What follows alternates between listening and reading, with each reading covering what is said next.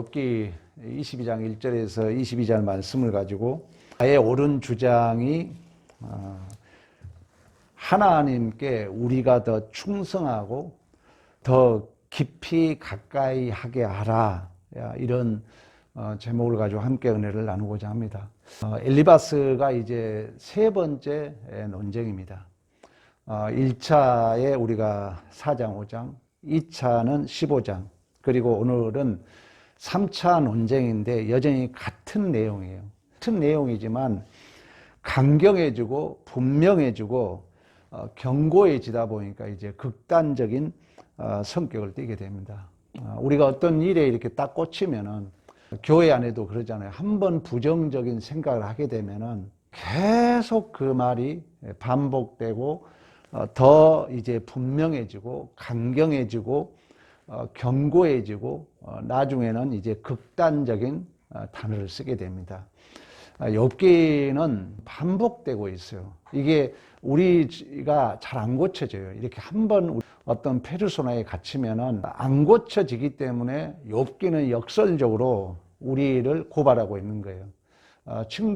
새 친구들이 똑같은 내용이거든요. 근데 계속해서 욥을 정죄하고 심판하고 더 강경해지는 그런 내용들입니다. 2절, 사람이 어찌 하나님께 유익하겠느냐. 이제 지금 엘리바스가 세 번째 욥에게 지금 변론하는 거예요. 내가 의로운들 전능자에게 무슨 기쁨이 있겠으며 내 행위가 온전한들 그에게 유익이 되겠느냐. 다시 말하면 하나님 앞에 인간의 연약함과 무익함을 전제합니다. 그러나 4절 이후에 보면 엘리바스는 자기 주장이 강하다 보니까, 우리가 그러잖아요. 14% 약 우리가 통계적으로 보면은 86%가 거짓말이라는 거죠. 인지적 오류란 말이 그거예요.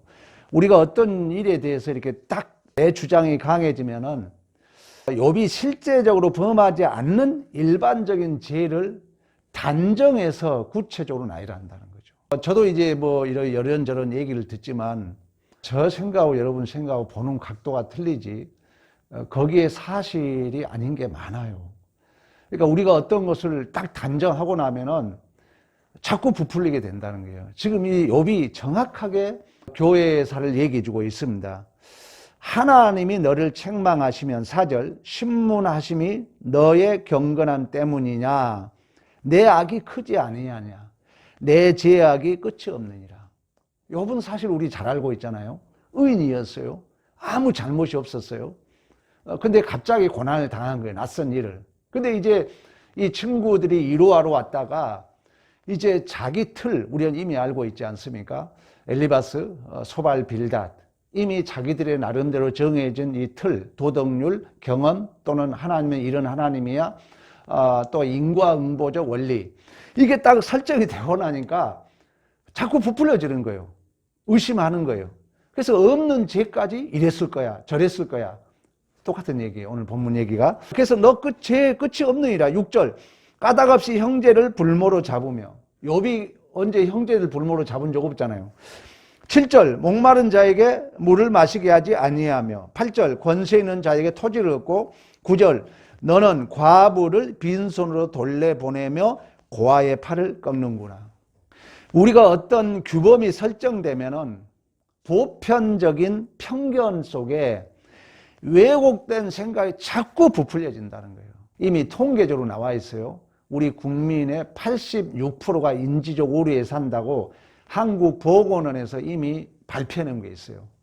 그러니까 내 눈이 딱 한번 뒤집어지면은 모든 것을 곡해 해석하고 거기에 잘못된 것이 이렇게 오류돼 가지고 자꾸 하게 된다는 거예요. 오늘 제목이 뭐예요? 여러분 주장이 교회에서 하나님 앞에 더 충성하게 하고 더 하나님과 깊이 가까이 하게 하라는 거예요.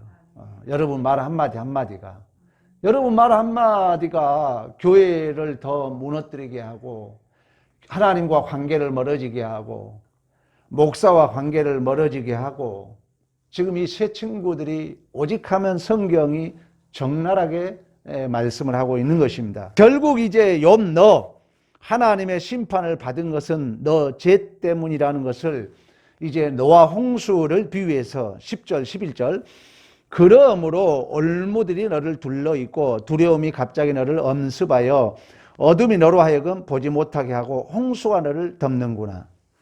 그래서 이제 엘리바스는 욥을 계속 이제 변론하면서 욥이 했던 말을 또 비방합니다.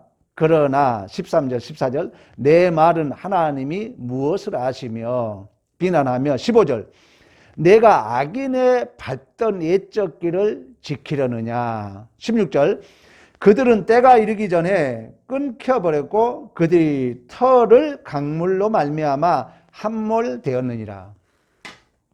노아 홍수 때 악인들이 멸망했던 걸 예를 들면서 욥의 고난이 죄의 결과라는 것을 강조하고 있습니다. 그러니까 이 엘리바스는 이미 이 세 친구들은 욥이 너무너무 힘든 어려움을 당하고 있는데 위로자로 와서 위로한 것이 아니라 자꾸 그 기계적이고 제한적이고 현세적이고 인과응보적 원리로 너가 고난당한 것은 죄의 결과다. 우리가 그런 얘기 했잖아요. 뭘 내가 딱 이렇게 정한다는 것은, 내가 무엇을 규명한다는 것은 이미 울타리를 치기 때문에 내가 딱 규명하는 순간 옆에 것은 틀렸다 한다는 거예요. 우리가 여러분 정치인들을 보면은 패거리 정치라 그러잖아요. 패거리 정치인은 자기들끼리 이제 주고받는 얘기가 되다 보니까 이렇게 측근들끼리 주고받다 보면은 딱 그 말만 전부를 알아요.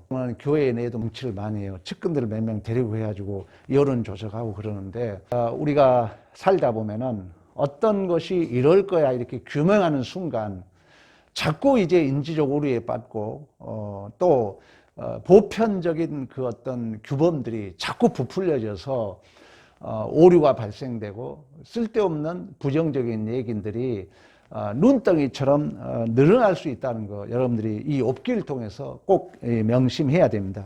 그래서 이제 엘리바스는 계속해서 자신의 하나님이 대언자가 되는 것처럼 우리가 이 참 밝아진 눈이라는 것은 선악의 주체가 자신이 되는 거잖아요. 욥에게 회개를 촉구하고 결국 하나님께서는 그 회개를 근거가 되어서 응답하시고 구원할 것을 얘기하는 거예요. 그러니까 모든 것이 원인과 결과가 있는 거예요. 모든 것이 누구 때문이라는 이유가 있는 거예요. 하나님은 그런 것 같음에도 불구하고 우리가 알지 못하게 하나님은 끌고 가거든요. 교회 안에 우리가 좋은 일도 있고 싫은 일도 있지만 그 모든 것들을 우리가 다 답을 찾아버리면은 우리 욥기의 중요한 주제잖아요. 하나님께까지 갈 필요가 없잖아요. 그래서 틀렸다 하는 거거든요. 근데 지금 이 엘리바스 주장은 전부 답을 세세하게 다 본인이 답을 내리는 거예요. 모든 원인이 있다는 거죠. 그 원인을 결국 이제 욥에게 넘기는 거죠. 21절 너는 하나님과 화목하고 평안해라. 그리하면 복이 내게 임하리라. 그러면 내 이름은 철저한 인본주의잖아요. 너가 이러면 복을 받고 너가 잘못하면 벌을 받는다면은 하나님의 인격적 성품은 무시당하는 거잖아요. 그래서 친구들이 틀렸다는 거거든요. 22절 너는 하나님의 입에서 교훈을 받고 하나님의 말씀을 내 마음에 두라. 25절 그리하면 전능자가 내 보호가 되시며 내게 고귀한 은이 되시리니. 30절 죄 없는 자가 아닐지라도 건지시리니 내 손이 깨끗함으로 말미암아 건지심을 받으리라. 그러니까 엘리바스 주장은 부분적으로 맞죠. 그러나 우리 하나님은 여러분 창조주이시고 전지전능하신 분이고 역사의 주관자이시고 구속의 주체가 되신 줄로 믿습니다. 그럴 뿐만 아니라 하나님은 우리를 보고 듣고 알고 계세요. 아버지라 그랬잖아요. 언약의 내용이. 그러니까 하나님은 때로는 우리에게 한없는 은혜를 베풀고 때로는 우리에게 복을 위해서 징계도 주시는 하나님. 그래서 여러분 히브리서 보면은 사생자는 징계가 없다 그러거든요. 그래서 이 징계는 자식 만들기란 뜻이 있습니다. 근데 이 엘리바스는 그런 하나님을 인격적인 하나님을 바로 알지 못하고 규칙으로만 아는 거죠. 규범으로만 하나님을 아는 거죠. 그러니까 계속 이제 이 규칙적이고 규범적인 얘기만 하는 거예요. 물론 그것이 부분적으로 맞지만 인격적인 하나님을 무시했기 때문에 결론적으로 너희는 틀렸다는 거예요. 하나님께서는 우리들의 이기시고 성공 평안뿐만 아니라 여러분 지금까지 살아오면서 얼마나 아픈 일이 많이 있잖아요. 우리의 실패도 있잖아요. 또 어떻게 보면 이해되지 않는 일도 있어요. 또 교회 생활, 교회가 어떻게 보면 좀 이상한 어떤 것들이 경험될 수도 있어요. 그러나 하나님은 그것까지 다 담아서 일을 하시거든요. 여러분이 뭐 이제 신앙생활 해보면 알잖아요. 그리고 하나님은 우리의 실수, 우리의 억울함도 이해하시고 붙드시고 개입하시고, 탕자가 여러분 자기 아버지의 분깃을 달라 해가지고 허랑방탕에 돌아왔을 때 얼마나 참 아버지 마음은 안타깝겠어요. 저도 지금 이렇게 뒤돌아보면은 우리 자식들이 실수했을 때 내가 더 큰 은혜를 못 베푼 게 미안하거든요. 그리고 후회돼요. 그런 것처럼 하나님은 우리를 정말 인격적으로 우리를 이끌어 가신다는 거예요. 근데 이 세 친구의 가장 큰 잘못은 규칙, 규범, 틀, 이걸로 인격적 하나님을 무시했기 때문에 틀렸다는 거예요. 또 욥기가 42장까지 계속 반복된 내용을 하고 있다는 것은 우리 역시 잘못하면은 이 세 친구의 오류에 범할 수 있다는 거예요. 옳은 말을 해요. 옳은 말을 하는데 누군가 교회로부터 멀어지게 해요. 옳은 말을 하는데 교회 일을 우리가 더 충성 못하게 방해할 수 있다는 거예요. 조심해야 돼요. 이 엘리바스는 옳은 말을 하고도 틀렸다는 것은, 여러분 우리가 신앙생활을 하다 보면요, 내가 진심을 얘기해요. 성경 얘기를 해요. 내가 사랑 얘기를 해요. 근데요, 그 말이, 그 주장이 하나님과 더 충성하게 하냐는 얘기예요. 여러분들 교회 어떤 얘기를 누구한테 막 얘기할 때 그 사람이 교회에 더 열심히 하도록 하기 위하며 아니면 내 편 만들기 위하며 우리가 생각해야 된다는 거예요. 그리고 우리가 어떤 옳은 말, 성경말, 헌신, 사랑 다 좋아요. 어떤 말을 하되 하나님과 더 우리를 깊이 묶어주냐는 얘기예요. 그리고 혹시라도 그 말이 교회로 더 멀어지게 하고 하나님과 더 멀어지게 하고 있다면은 우리는 고민해 봐야 돼요. 죄라는 것은 형태 명분이 아니라 그 목적과 내용의 경향, 지향성에 있다 그랬잖아요. 성경이 그걸 적나라하게 지적해요. 마태복음 6장에 가면은 당시에 유대인들이 대표적인 신앙의 행위가 구제하고 기도하고 금식이었어요. 하나님, 우리 예수님이 뭐라 하냐면은, 야, 너 구제할 때 사람에게 영광 받으려고 거리에서 하는 것처럼 나팔 불지 마라 그래요. 그 말은 뭐예요? 구제 좋은 일을 하지만 그 목적이 너 사람에게 영광 받아 하지 말라는 거예요. 또 여러분, 기도할 때 뭐라고 합니까? 외식한 자처럼 하지 말아라. 너 사람에게 보이려고 하지 말아라. 그 말은 뭐예요? 기도 얼마나 좋은 일입니까? 그러나 그 목표와 내용의 지향성이 틀리면 아니라는 거예요. 또 금식할 때도 여러분 얼마나 좋습니까? 너 금식할 때 외식한 자같이 슬피 보이지 말아라. 너 사람에게 너 얼굴을 흉하게 보이지 말아라. 이 말은 우리가 어떤 일을 하든 어떤 기도를 하든 금식을 하든 구제를 하든 그 지향성과 그 방향이 하나님 앞에 영광이 되고 또 하나님 앞에 더 충성하게 하고 하나님과 우리를 더 깊이 묶어주는 일이 돼야 될 줄로 믿습니다. 그러나 우리가 기독교에 있어서 죄가 여러분 무엇인 줄 알아야 되는데, 오늘 본문에 그러잖아요.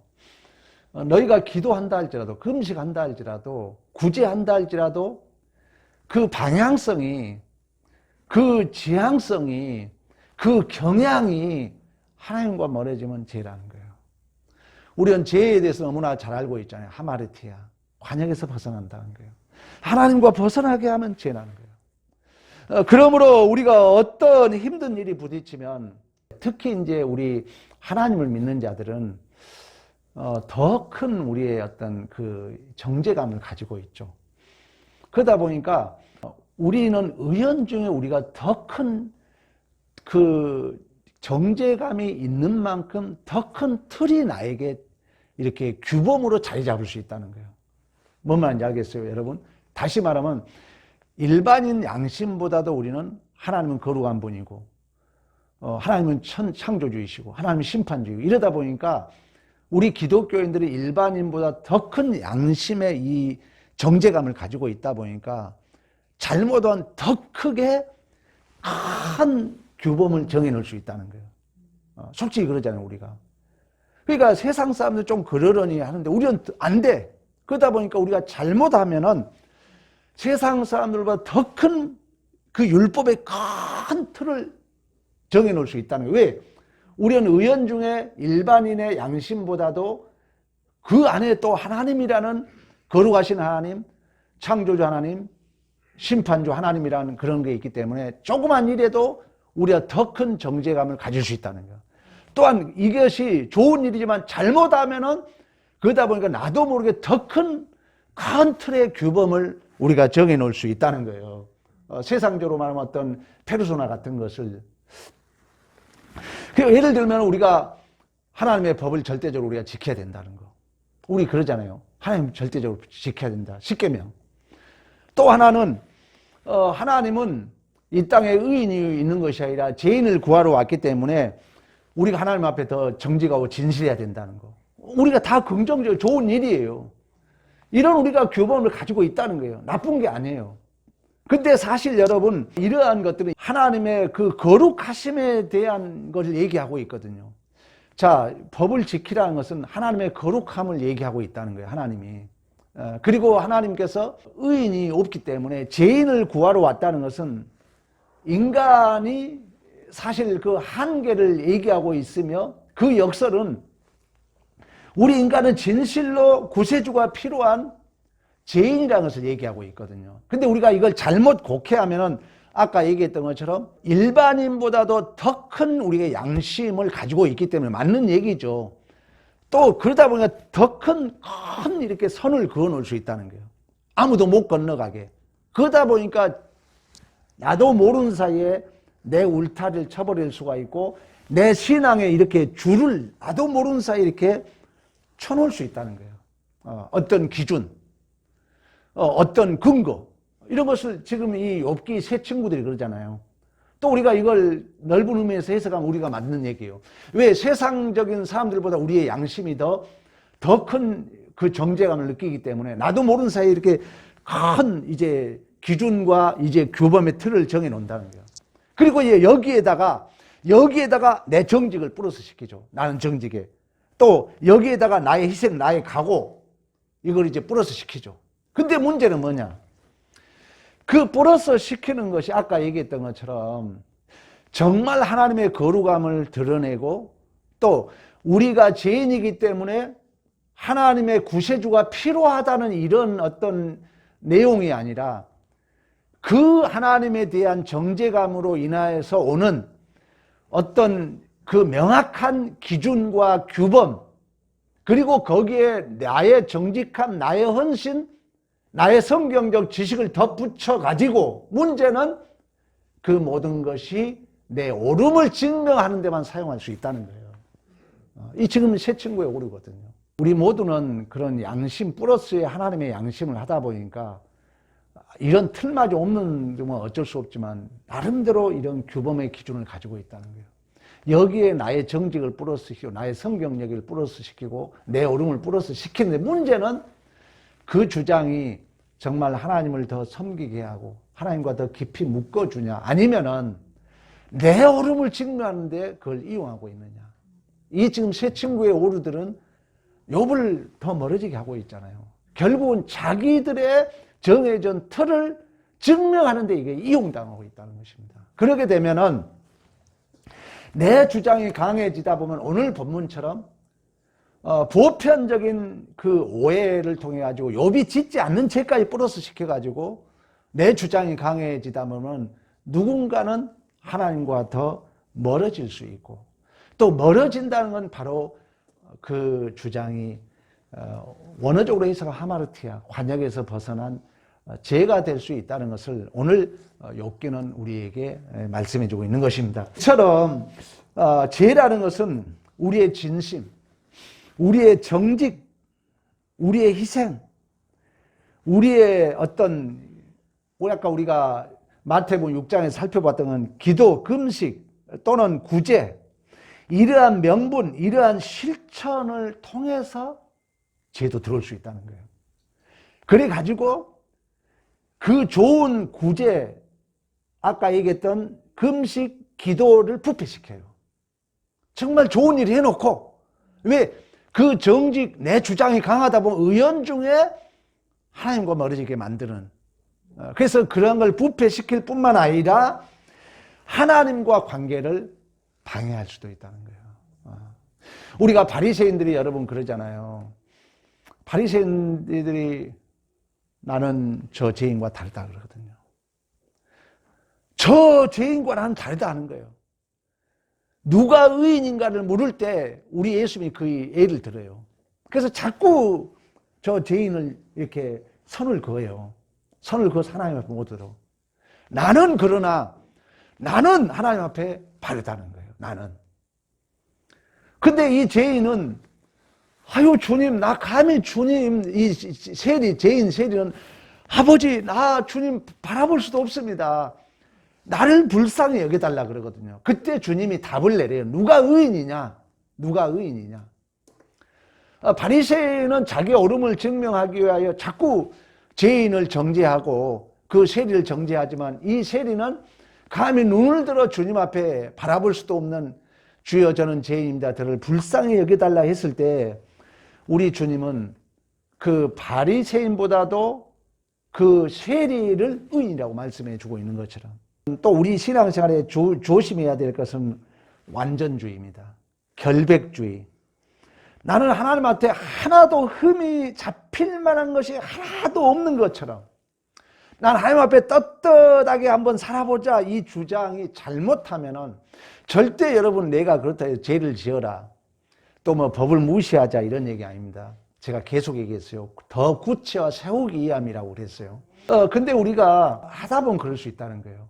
자꾸 우리가 착각에 빠질 수 있어요. 왜? 우리의 양심은 일반인보다 더 강하기 때문에 자꾸 나는 바르게 살까 하다 보면은 의연중에 내가 완전주의에 빠질 수 있다는 거예요.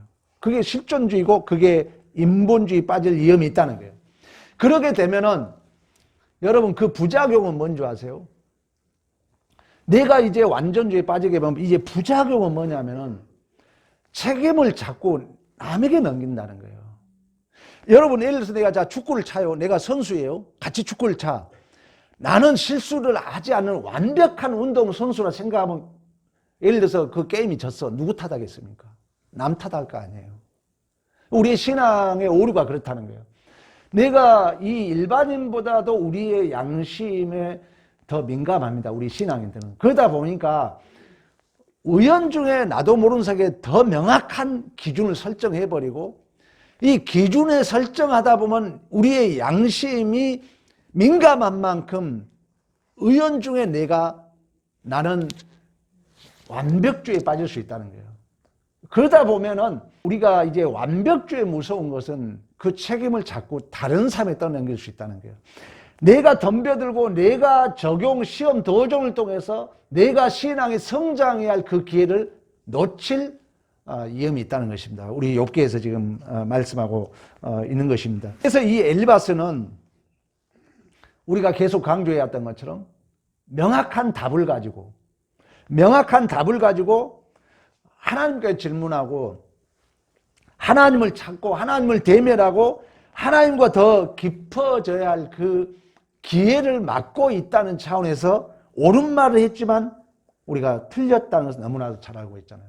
그러나 욥은 이 자책감 또 울부짖음 그 답이 안 내려진 갈등 고민 속에서 하나님을 찾게 되거든요. 우리의 신앙생활도 내가 모든 걸 답을 내려버리면은 그 상대가 아파해야 할 기회 또 우려해야 할 기회 고민해야 할 기회 이런 것을 우리가 빼앗아 버리게 되고 그러게 되면 그 사람이 더 깊어지고 더 넓어져야 할 그 기회를 우리가 막아버리기 때문에 이 세 친구들은 옳은 말을 했지만 틀렸다는 것입니다. 여러분 하나님은 그 섭리 중에 수없이 펠렉스 콜파 우리의 허물과 우리의 모자람을 폭로시킵니다. 그래가지고 하나님은 하나님이 필요한 존재라는 것을 우리가 실존으로 항복하게 만들어요. 그러니까 하나님은 내가 독립적으로 살아가는 걸 원하지 않습니다. 하나님을 찾고 의지하고 하나님을 붙들도록 이끌어 간다는 거예요. 그래서 절대 우리가 이 세상에는 완전주의는 없다는 것입니다. 우리가 이러한 신앙이 없으면 또 위험한 게 하나가 있어요. 이러한 믿음이 해석이 안 되면 결백주의의 또 하나 문제는 뭐냐면은 어떤 일에 대하여 문제가 생기면은 그 일을 소위 원천봉쇄 또는 그 일을 안 해버릴 위험성이 있다는 거예요. 중요한 얘기예요. 제가 이제 그 중학교 1학년 때 목포에서 우리 형이 자전거를 사왔어요.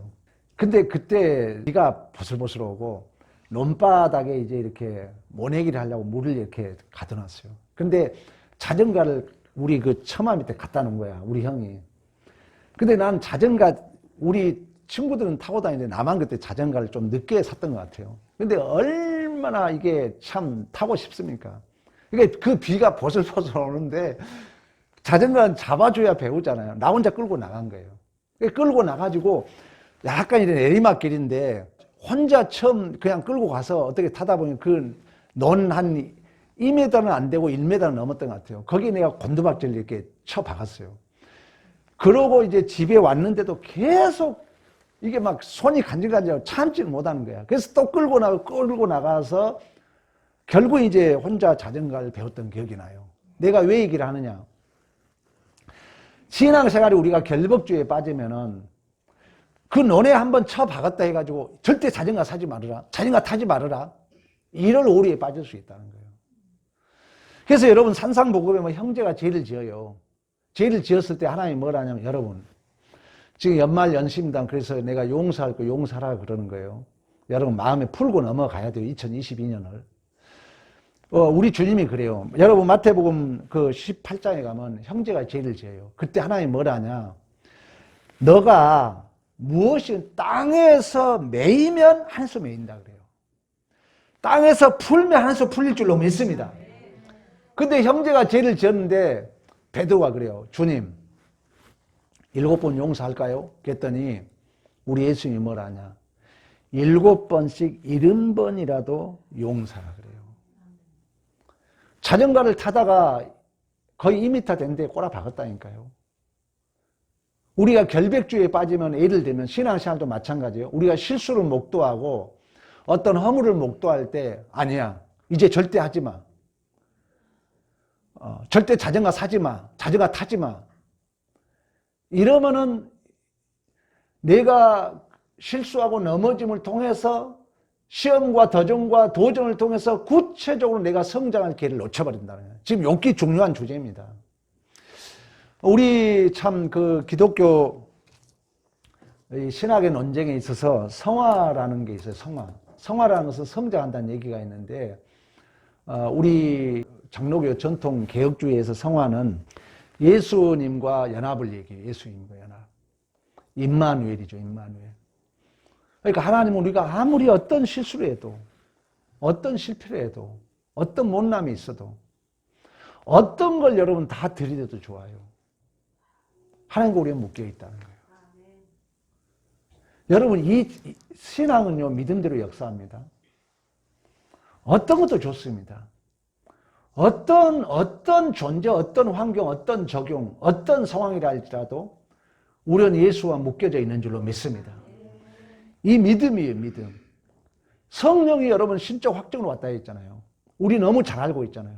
사복음서를 이루시고 이제 성령의 강림이잖아요. 이 성령 강림은 이미 예수에서 초림으로 이루시고 아직 재림의 그 완료를 시점의 그 과정 속에 신적 확증으로 신적 보증으로 실제적이고 도표적이고 주도적이고 원동력이 되어 주신다고 말씀했던 것처럼 어떤 형태는 어떤 조건에 있다 할지라도 우리의 존재는 예수와 묶여져 있다는 거예요.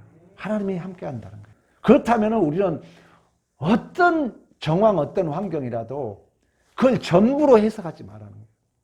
그걸 전부로 보게 되면 아까 말씀했던 것처럼 하나님과 더 가까워지고 하나님과 더 깊어져야 할 기회를 놓친다는 거예요. 또 하나는 그걸 전부로 봐버리면, 내가 이게 전부로 봐버리면 그 실수함으로 말미암아 그 사람이 울고 아파하고 후회하고 더 하나님을 붙들 수 있는 기회를 막을 수 있다는 거예요. 그래서 이 세 친구들은 옳은 말을 하지만 결론은 틀렸다고 욥기가 선언하고 있는 것입니다. 여러분, 우리가 인생을 살아보면은 잘했을 때보다도 더 못하고 실패하고 고난을 겪고 아픔이 있을 때 우리는 더 많이 깨달은 줄로 믿습니다. 여러분 경험 안 합니까? 더 힘들고 아프고 실패하고 아픈 일이 있을 때, 고통이 있을 때, 내 뜻대로 되지 않는 그 막막한 일을 경험했을 때 우리는 더 큰 깨달음을 얻는다는 거예요. 그 말은 뭐예요? 그 정황에도 하나님이 여전히 우리를 붙들고 우리를 간섭하시고 우리와 함께 하신 줄로 믿습니다.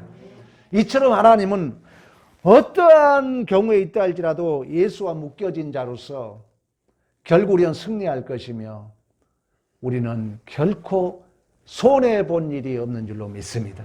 우리 교회도 마찬가지예요. 여러분 존재도 마찬가지예요. 여러분 자녀도 마찬가지예요. 가장 중요한 것은 믿음입니다. 믿음은 그대로 돼요. 신비해요. 믿음은. 모든 존재가 그렇습니다. 결국 욥은 이러한 울부짖음 속에서 답이 없는 환경 속에 계속 친구들은 정죄해요. 여러분. 계속 반복된 얘기를 해요. 여러분에게 한 얘기예요. 2021년이 얼마 남지 않았어요. 하나님과 더 내가 충성하도록, 하나님과 더 깊어지도록 하지 안 된 그 주장은 자기 옳음을 증명할 뿐이에요. 그건 죄라는 거예요. 계속 죄 짓고 있을 거예요, 여러분.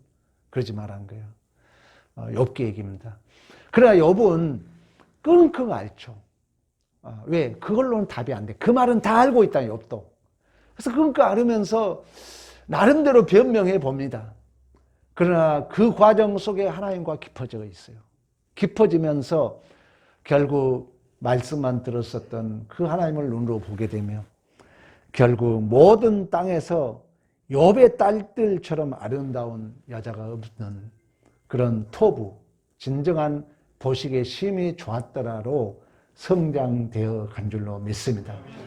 이러한 여러분 믿음의 승리가 있기를 간절히 축원합니다. 우리 다 같이